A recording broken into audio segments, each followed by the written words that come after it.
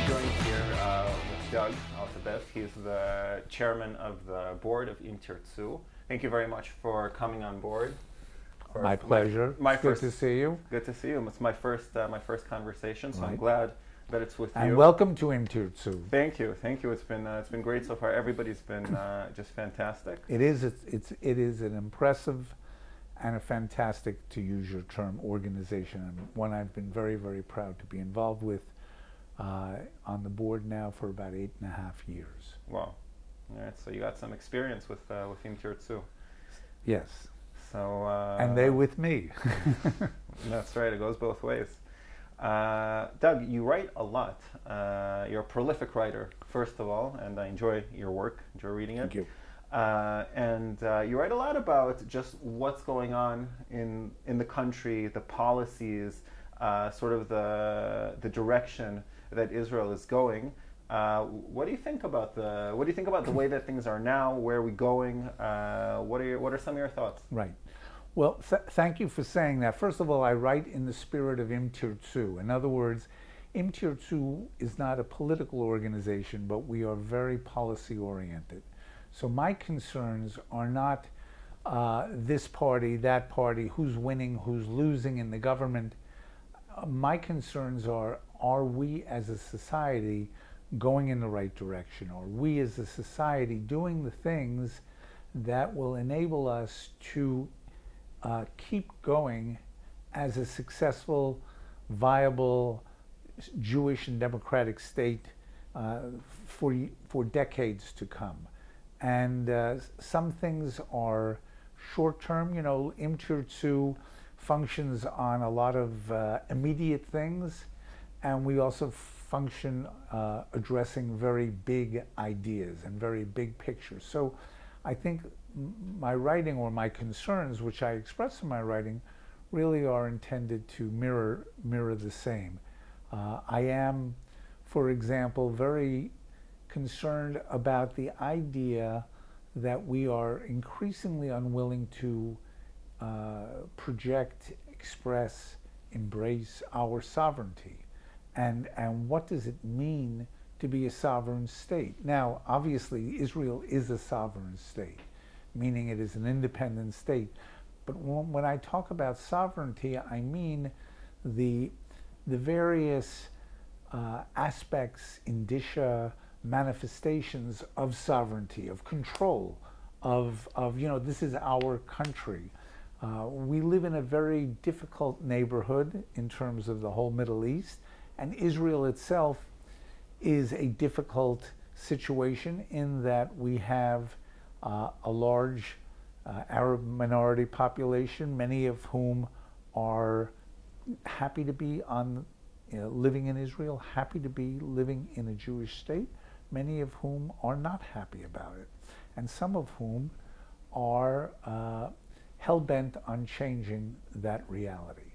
And so we have to worry about people within our own midst. We have to worry about our neighbors and their agendas, none of which are very friendly towards us. And this is exhausting. It's exhausting to continue to have to take the garbage out, so to speak, to continue to have to make the trains run on time and make sure that you are doing those things that project your own sense of control, our own sense of being the bosses here. It's our country.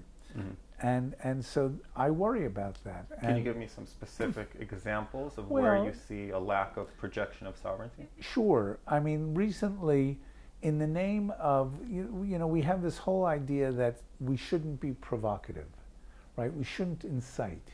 We shouldn't be riling up either the Palestinians or the Arabs within our country.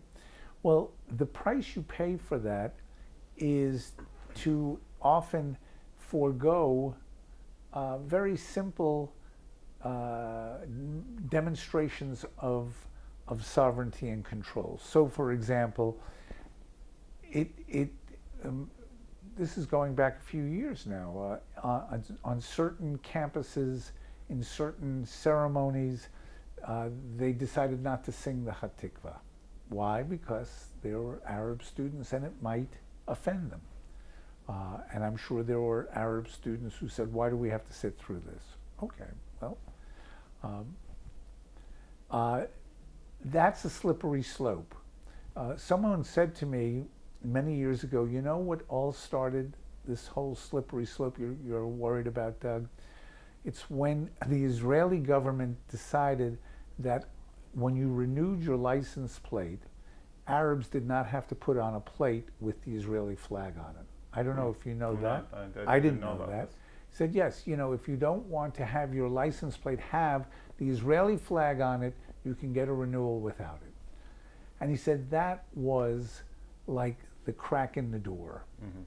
And I thought, you know, that's very interesting. It's a small thing, but life is made up of a series of small things, right? That's what makes a slippery slope, right? It That's starts right. with something that seems at first Exactly innocuous, right. and then something else, and something else, and something else. Exactly right. But then you look back to where you were and where you are, That's and right. things are... And wow, who knew? I thought I was taking little baby steps, and I didn't realize I was, you know, 100 miles away from where I thought I was going. Right. And so what we don't understand is that we're dealing with people who are not playing by the same rules or with the same sensibilities that we are. Mm-hmm.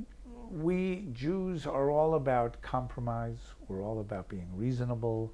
We're all about not trying to overdo it and be empathetic and understand the other person's feelings. The Arabs, to their credit, and I say that not, you know, cynically, but to their geopolitical credit, are very focused. They're very on message, and the message is we're not interested in compromise, we're not interested in reason, we're interested in who's in charge here, who's the strong horse, whose foot is on whose neck. And reason and compromise are seen as weakness. Weakness is something to be exploited. So while we might think, oh, well, look, everyone wants the same thing, we all want to be reasonable, we all want to get along, well, maybe not. Maybe we don't all want the same thing. And if we are assuming that our adversaries are playing by the same rule book that we are, I think we make a big mistake. So that's something that I worry about. You asked about examples. We had last June the annual Jerusalem Day flag parade, which should have... On Jerusalem Day. On Jerusalem Day, yes, right. So what does Jerusalem Day honor? It honors the unification, the liberation, the unification of the city of Jerusalem.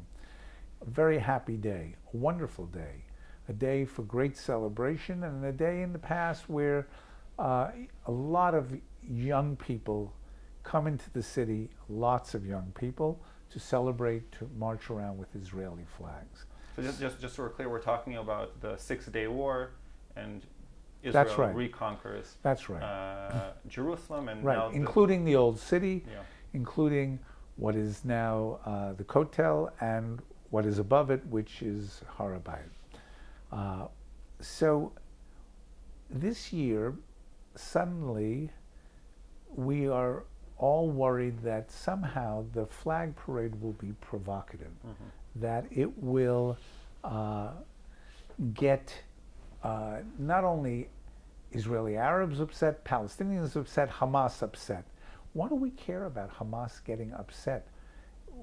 This, to me, makes no sense. So, as you recall, we did do the march, and you know, it went off splendidly, but it came with great amounts of hand-wringing, great amounts of self-doubt, and the sense that we would somehow be unleashing, you know, great forces of reaction. The irony is that the more we worry about unleashing those forces and the more we repress ourselves in the name of not unleashing them, the more we actually do unleash them. And this is something that I don't know what it will take for us to finally understand that we are dealing with a situation where, you know, you can set your watch by some of these things.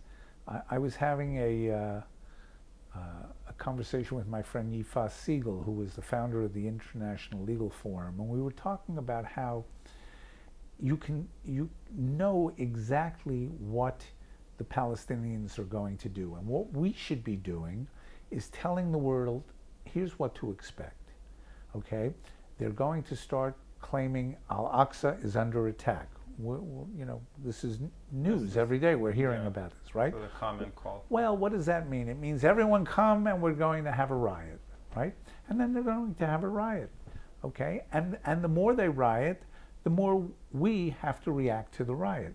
And whatever we do by way of a reaction to the riot, the whole world has to know is going to engender the Arabs complaining and expressing and expecting, rather, that the what I would call the useful idiots in the West to start doing this, and Israel, look what you're doing, you're manhandling these poor people, and it's Al-Aqsa and the Temple. Well, but they know that, and we know that, and we know that they know, and they know that we know. So why aren't we just telling everyone, you can set your watch by it. It's coming. Right? They're going to do this, then they're going to do that, then they're going to expect you to complain. And so, guys, why are you reacting like this is news? Why are you reacting like this is a big deal? The whole point of this lengthy digression is to say that this is a way of defanging the ability of the Palestinians, the ability of the Arabs to do shock and horror and cause us to pull back from what we should be doing, which is controlling Har HaBayit, controlling the old city of Jerusalem, controlling all of Jerusalem, and not worrying about the all too predictable condemnation that we're going to get for doing, you know, whatever it takes to do to maintain our control. So I want to take you back to what you said, sort of that assuming that the other side has the same values, has the same goals that we do.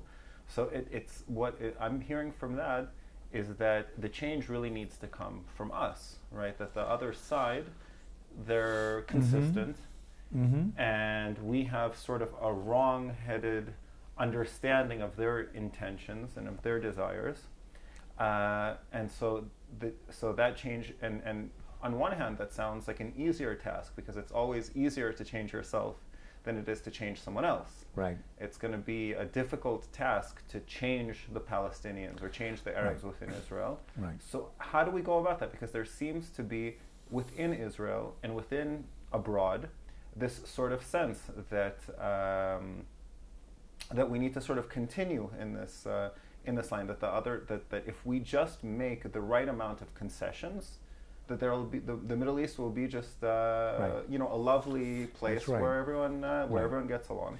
It's very hard for people to accept the idea that the other side has eliminationist intentions.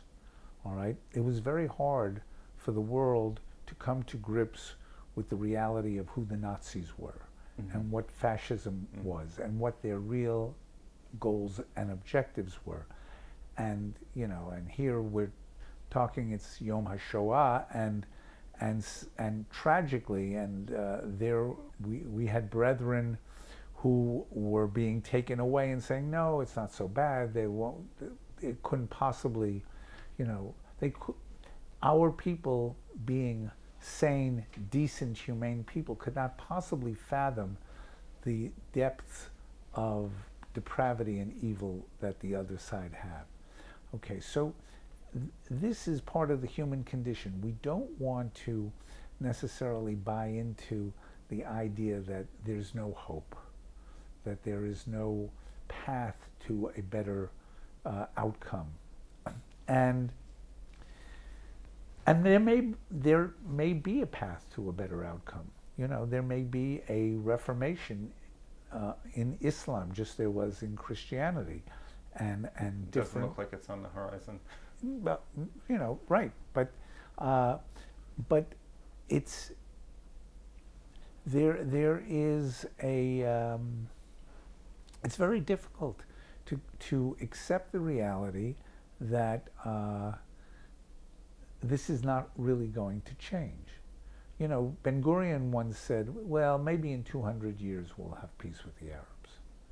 You know, it's a difficult reality to accept because it means that your children and your grandchildren are going to have to serve their country in the military. They're going to have to possibly be asked to pay a very high price for that service.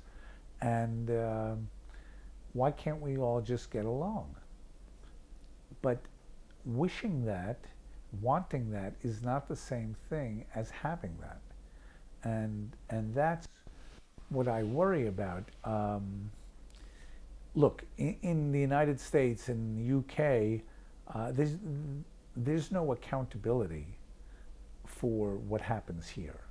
So people there are much freer to indulge their "why can't we have one world" type of aspirations, and you know, and the two-state solution, which has been on life support, or has probably died as many deaths as a vampire dies in a horror movie, keeps being revived because it's very hard to let that idea go.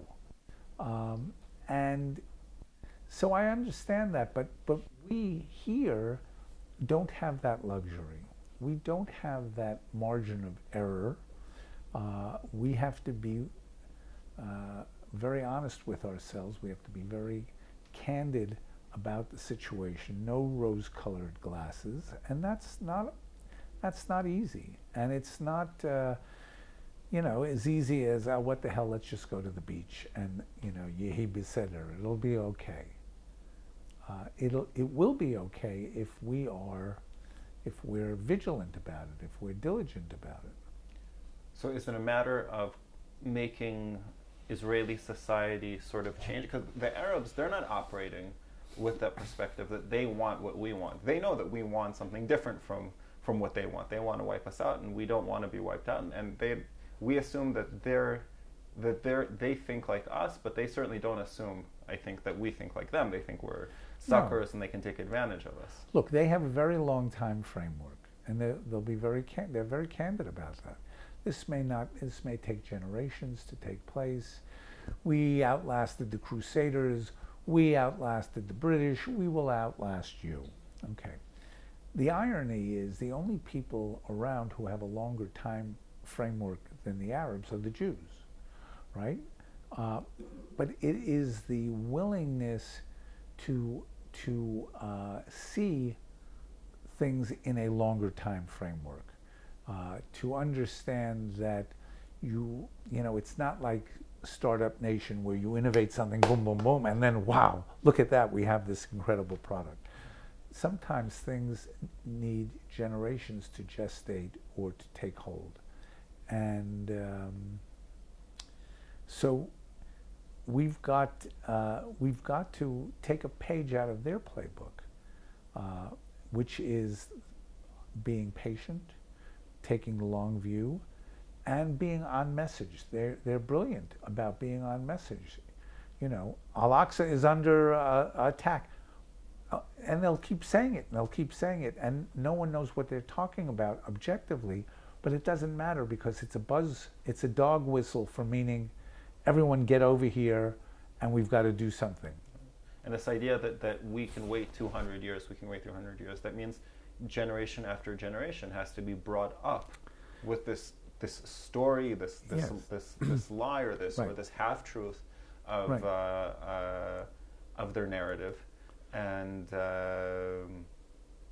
it's going to continue. So, you know, it seems like the game seems very much like a winner takes all, like that there's two nations, that are competing over one homeland that they both claim is theirs. And when one side realizes that it's winner takes all, and the other side is slow on the pickup, meaning us, so doesn't it seem that in the long term, it reminds me of a question that Golda Meir was asked, that isn't time on their side? But they seem to realize this winner takes all outcome, and we seem to not. Well, I think it is more. Thankfully, I think it's more nuanced and complicated than that. Moti Kadar said something very interesting the other day in a conference that we were both speakers at. He said that in Islam there is this idea that when you are confronted with an invincible power, you accept it. You back away. You don't try to conquer that which is invincible. His point in mentioning that was to say that Israel needs to make itself into the invincible power that will enable the Arabs to say, we're not messing with you. It doesn't behoove us to mess with you because of who you are. So that idea of invincibility is on our shoulders, not on their shoulders. They're just reacting to what we project. We work, as you know, with the Middle East Forum in their idea of the Israel Victory Project. The Israel Victory Project is basically saying a variation of what Moti says, which is that when the Palestinians realize that they cannot defeat us, that they are out of ammo, so to speak, ideological ammo, then they will come to the table in one way, shape, or form.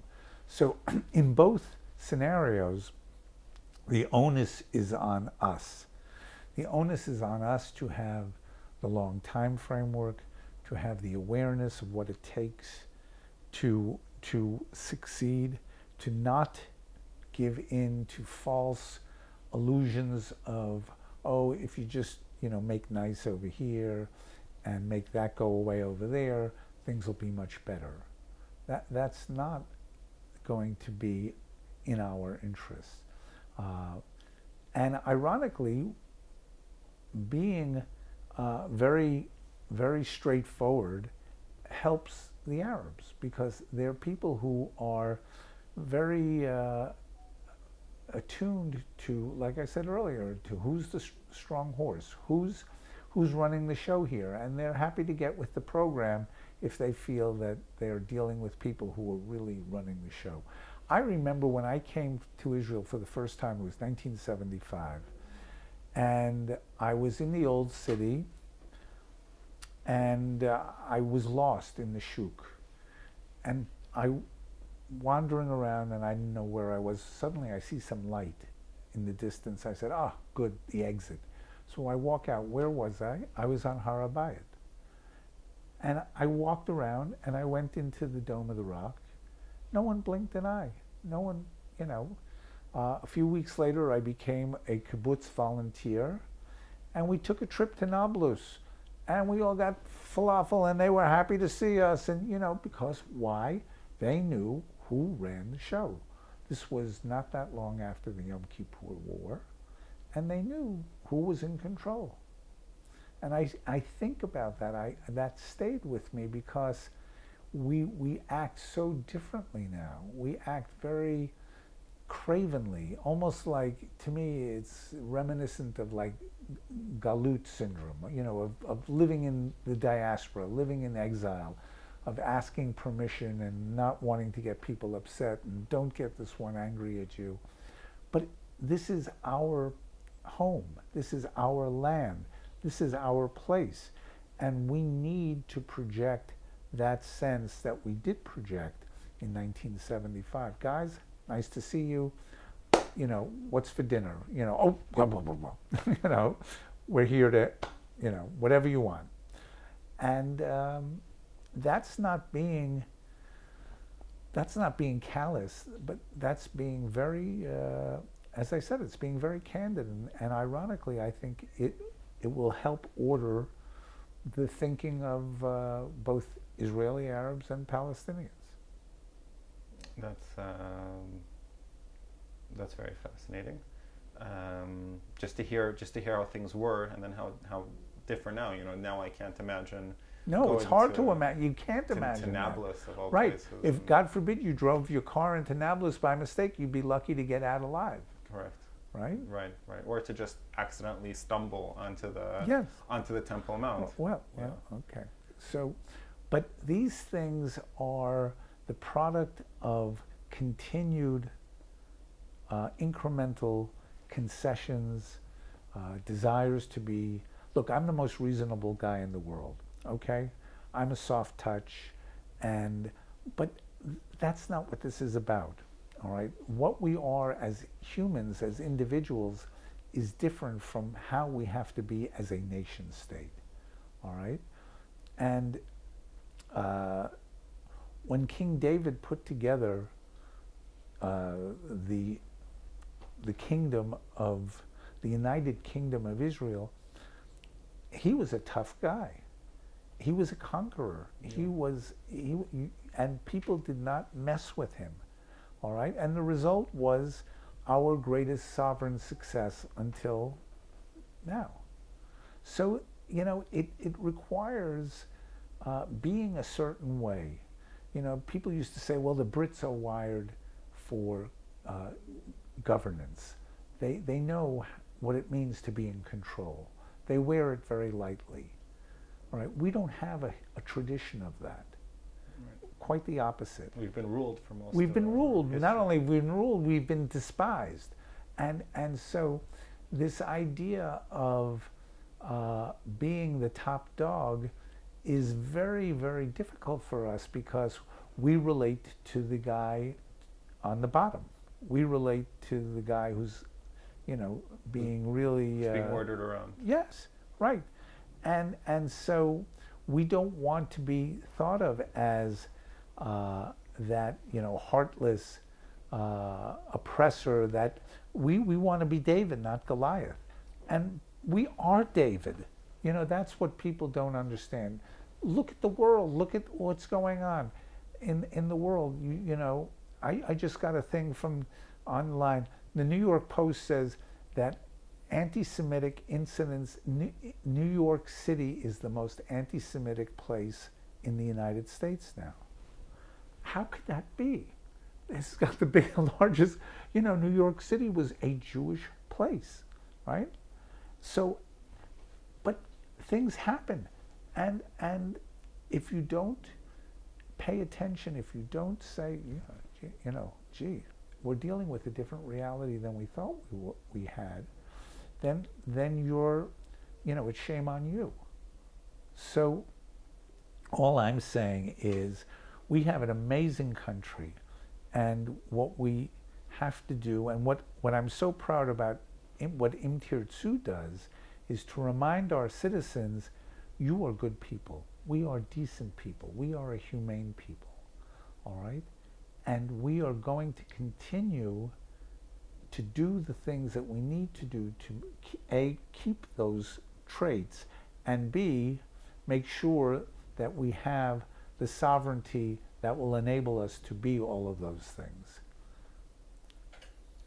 Now, since we talk about a Jewish country and we talk about a democratic country, and we have, as you mentioned, a sizable Arab population, do you see any way of making them feel to somehow identify with this, like to come to peace and accept this idea of a Jewish state, that they feel that Israel is the country that I belong to, but I am happy that I'm willing to live with the fact that it's a Jewish state, and be patriot. Like, is there a way to make Arab Israelis patriotic Israelis, do you think, or is it always going to be the reality that they have to accept the status quo just because we're stronger than they are?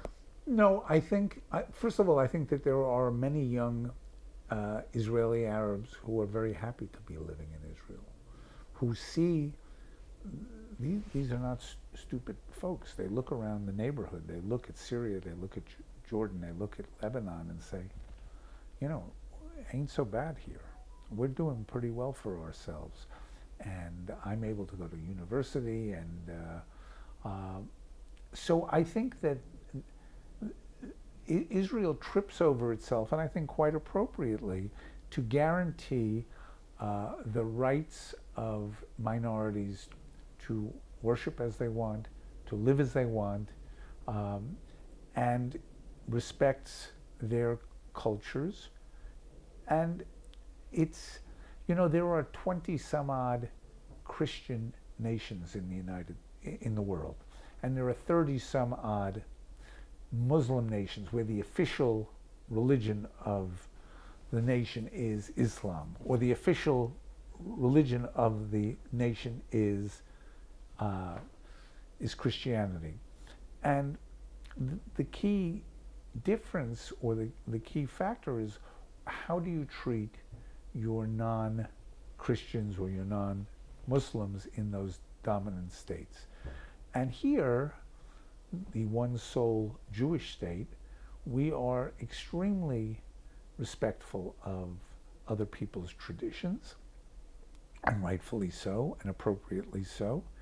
And I don't know that it's, look, when I grew up in America, America was a Christian country, and we knew that as Jews. And you felt every bit as American. Yeah, it didn't stop me from Christian. being American.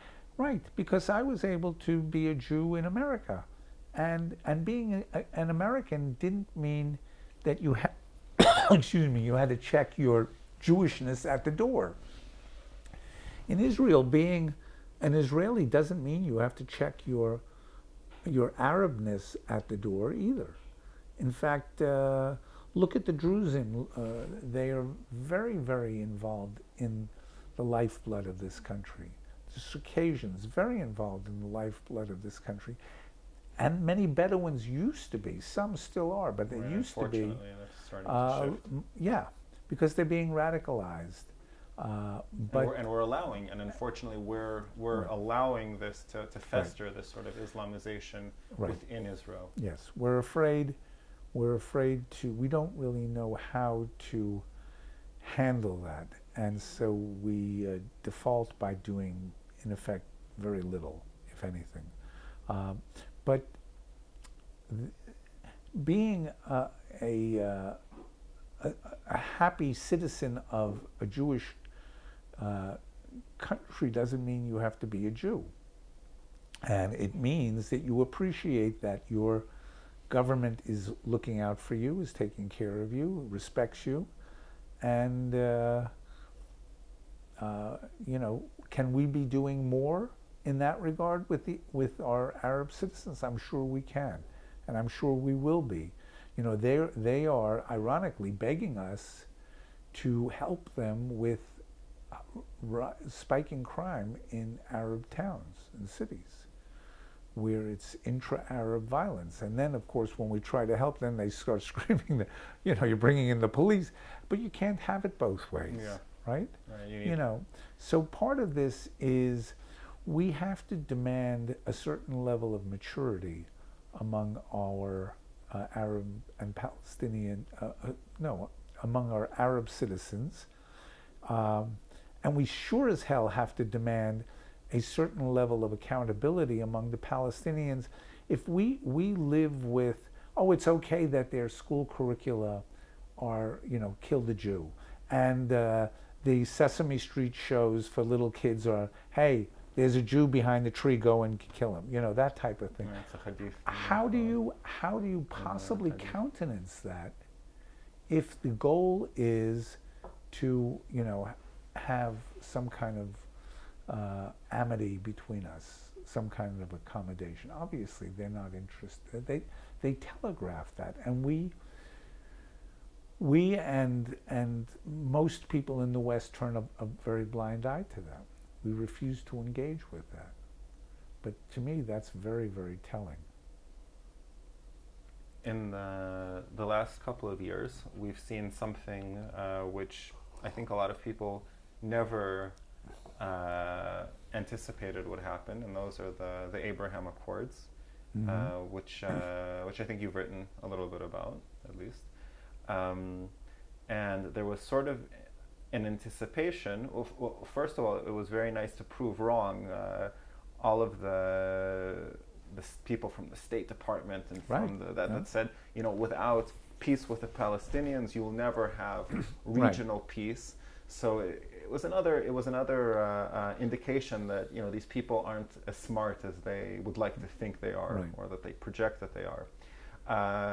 So perhaps there's expectations that, well, it's exactly the opposite. Instead of first peace with the Palestinians and then peace with the region, maybe it's the other way around. Maybe peace with the region, and then this will put either pressure on the Palestinians or inspire the Palestinians to make peace with Israel. So far, it hasn't materialized, this sort of expectation. Do you think that it's because it's just too soon, but that is what's going to eventually play out, or that peace with the Palestinians is? I'll just let you speak to that. Well, first of all, the Abraham Accords, as you said, is a fantastic achievement. And yes, and part of the deliciousness of it is that it was done by guys who are not part of the striped pants set, as they say. I've never heard that before. But yes, that's the guys who used to wear the striped suits in the British Foreign Ministry and the State Department, and they were outsiders, and who did not buy into the mantra that peace runs through Ramallah, and we live in a complicated world. So as the United States has drifted away from the Sunni powers and has cozied up to Iran, these guys are not stupid people. Our Sunni neighbors, they do this. They say, wait a minute, the wind's changing here. And they look around at us and they say, these guys are pretty strong. And truth be told, we don't really have a big, we don't really have a big argument with these guys at this point. We did, but we can live with them, and maybe we need them to counter the Iranians, because that's the real threat in the room. And it's a dirty little secret that the Sunni countries hate the Palestinians. They have no use for them. They've been ungrateful. They've given them a lot of money. They've never gotten reciprocity. They've never felt that the Palestinians were responsive to their input. So there's no real love lost there. And so it was a brilliant idea to put us together. And unlike the peace treaty with Egypt or with Syria, which are fairly cold. With Jordan. I'm sorry, with Jordan. Yeah, that's for sure. It should only be. But with Jordan, they're fairly cold peace agreements. Here, what you've seen is a much more bottom-up, where groups are coming from the Emirates, and we're sending groups over, and there's cultural exchanges, business exchanges, tourism exchanges. Very interesting. But to your point about how durable is it, hard to tell. Like now, just recently, I saw a very interesting article that conjectured that Iran is behind a lot of the rioting on the Temple Mount as a way of forcing the Sunni countries to come out and criticize Israel, because they have to, rally around the flag at a certain point. And so that's a way of trying to diminish the cohesiveness of the Abraham Accords. Now, how successful that turns out to be, we don't know. But it is quite an achievement. It may be a durable achievement. It may be one that can turn into a much larger bloc of countries that might include India and Vietnam and certain other Southeast Asian countries that not only see Iran as an issue, but see China as the bigger issue. So Uh, you know, nature abhors a vacuum, as they say, and as the United States pulls back from its policeman's role in the world, and especially in the Middle East, there are all sorts of factors and forces trying to fill that gap. And so we may be in a position to see that happen. I think that the Sunni countries probably realize they are being forced to, you know, show loyalty to the Palestinians, but they really don't feel that way.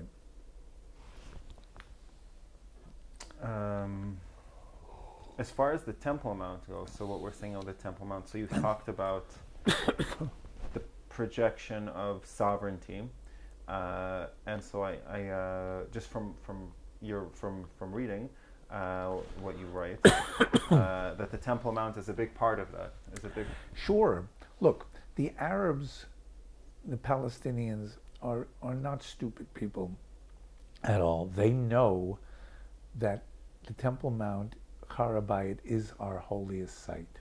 Okay, they know that. There's literature that talks about, Muslim literature that talks about Har HaBayit was the site of the Temple of Solomon. Husseini himself wrote a that's right. for visitors. That's right. Which says that there's no doubt that this is the site of Solomon's temple. Okay, so they know that. So there's two issues, as I see it, from their point of view in terms of Temple Mount. One is a supersession issue. In other words, if we get the Jews off the Temple Mount, it's proof that Islam is more powerful than Judaism. It's a theological. Theologically, right. That's classic supersession. You know, you came along, but we came along, and we've superseded you. The second is the message to their own people that says the following: we know this is their most holy site. They know that too. If we get them to vamoose from their most holy site, isn't it just a question of time before they vamoose from everything else? You know, Har HaBayit is the proverbial loose thread on a cheap polyester suit. You start to pull the loose thread thinking it will break, and the whole garment unravels. So they see Har HaBayit as their way in to eventual river to the sea, elimination of Israel. And is that why it's important that the Jewish people visit Har HaBayit? That's, well, first of all, it's very important that we not give in to demands that we let the Waqf run the show, or let the King of Jordan. The King of Jordan is a brilliant poker player. He has a very weak hand. Everyone knows he has a very weak hand. He's king of a Palestinian country, right? 3/4 of his country are Palestinians. And he's basically going around with a gun to his own head and saying, don't come too close because I'll have to kill myself. And then, you know, you don't want that because then, you know, après moi le déluge, you know. So he gets what he wants by walking around threatening to kill him, you know, kill himself. I'll do it. That's right. And so he can be as aggressive as he wants to be. And he is being as aggressive as he wants to be. And, you know, we were so respectful and so conciliatory. It's mind-boggling. But so they're playing for control.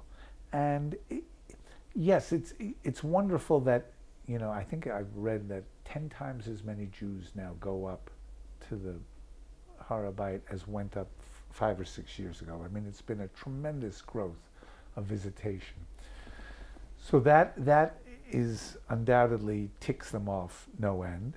But it is really the issue of whose har is it anyway that ultimately is the key issue. And if we allow ourselves to be bamboozled with these dog whistles of riots that are all staged and designed to get international condemnation of you know, Israeli security officials who are oppressing the poor Muslims who are only there to pray, and then they're being beset upon by mad dog policemen.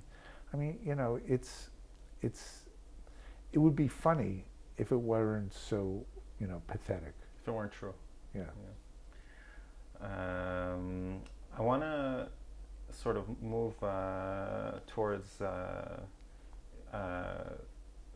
Tirtzu itself as we're winding down.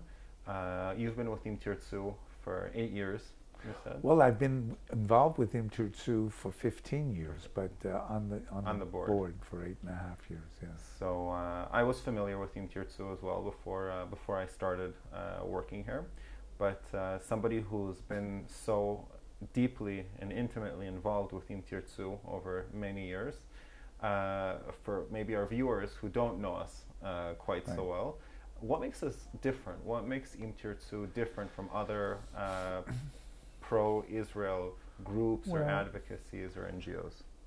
As I said at one of our annual conferences, if Tirtzu didn't exist, Israel would have to invent it. There would have to be that organization that speaks directly to our citizens, speaks to our young people, and says our values are Zionist values, are the right values, are the proper values, are the beautiful values, and not only are they right and proper and beautiful, but they are worth defending against those who would demean, denigrate, or delegitimize them.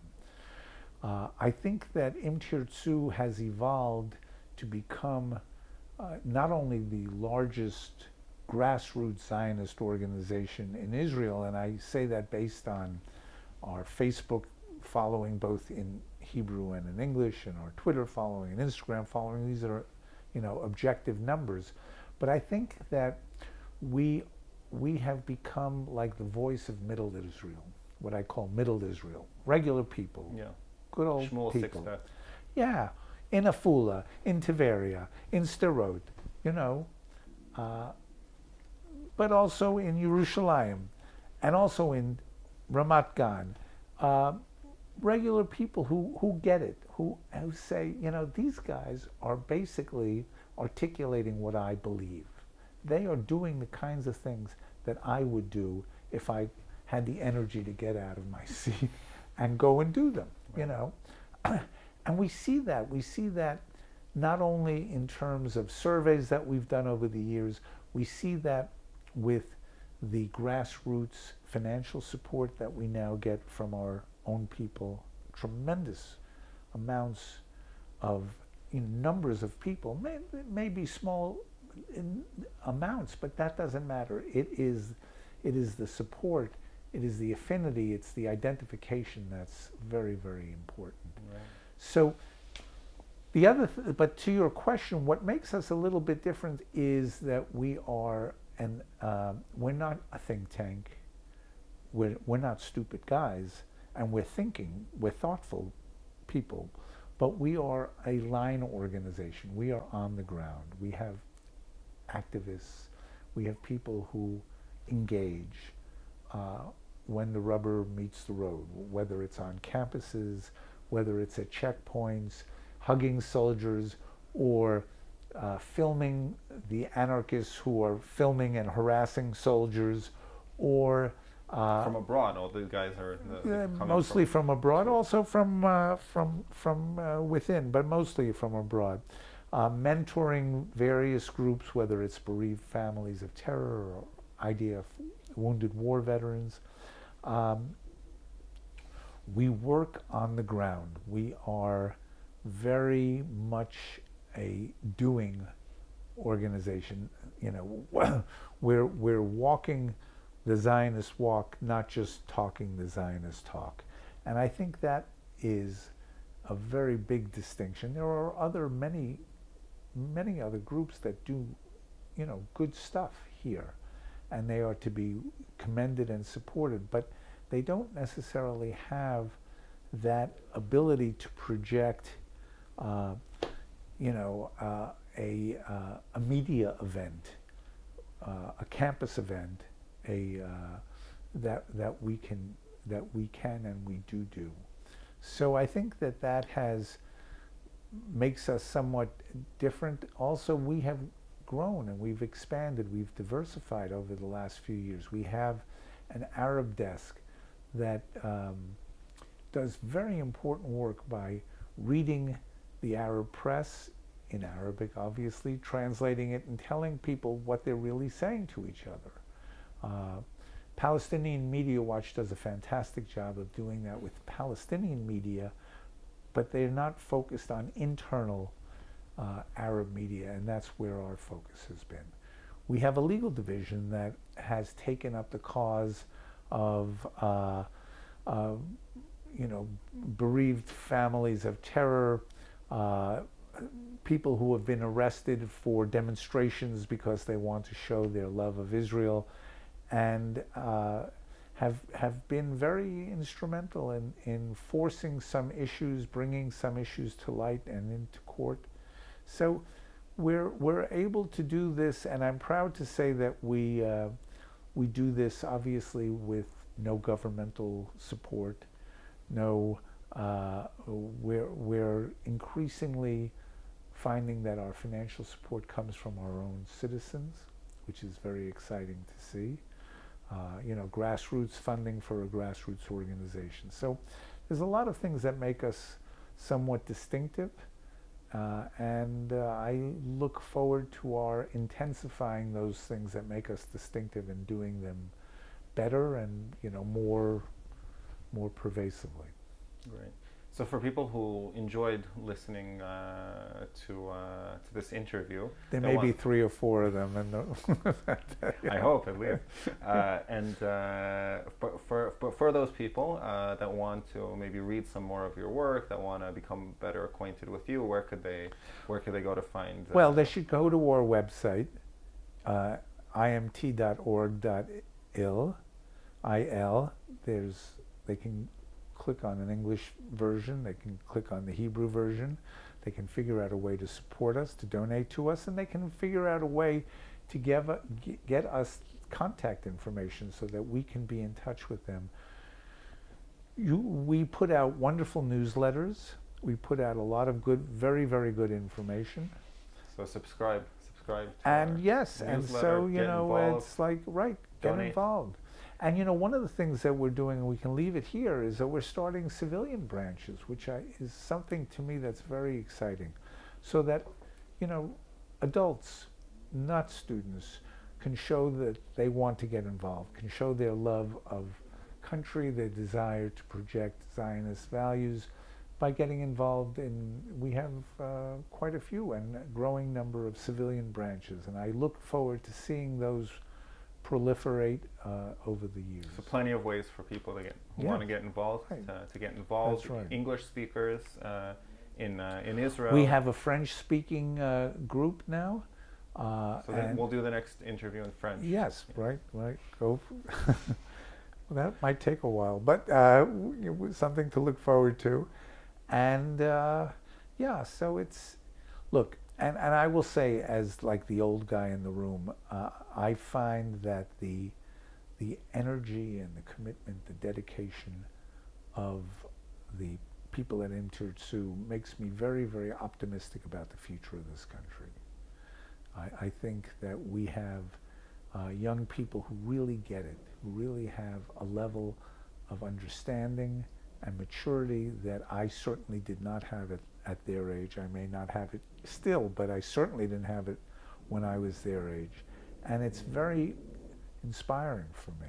And I know from other friends I have who have exposed to Tirtzu come away with the exact same sense that, wow, these are people that you don't mind handing over the keys to because you'll be in good hands. Great. Thank you so much for coming in. Well, thank you. Thank you for taking the time. Speaking with you, and I hope we do this again soon. And here we are on the eve of Yom HaZikaron and then Yom HaAtzmaut, and we should be both mindful and appreciative and then celebratory about all the great things that we have stood on the shoulders of. Amen. Amen. Okay, well, All right. thank Thank you. you. And thank you, viewers, for watching and listening. I'll see you again next time. All right. Nice. Very long. Around 55 minutes? Yeah. Okay, awesome. Okay. Pretty long. But the clock hasn't moved. So. Yeah, we succeeded in stopping the It clock. doesn't use the battery. This stopped in the middle. I think it ran out of to check. It's my fault. To check the space, ran out of space here. That's okay. You did very well. You did good. That was good. The beginning was great. It was much more friendly. It was. Yes, Okay. the take two was a dramatic improvement over the take one. Yeah. All right, only should gonna go get off? only gonna get better from here. Yeah. Okay, now the next thing is. So, have a few drinks and then watch it. Yeah. Oh yeah, 'cause you mind guys both taking off the microphones? Oh yes. Them to charge, so we'll have them next time. Some guys want everything. I'm gonna pause it. So after you finish that, Yuda,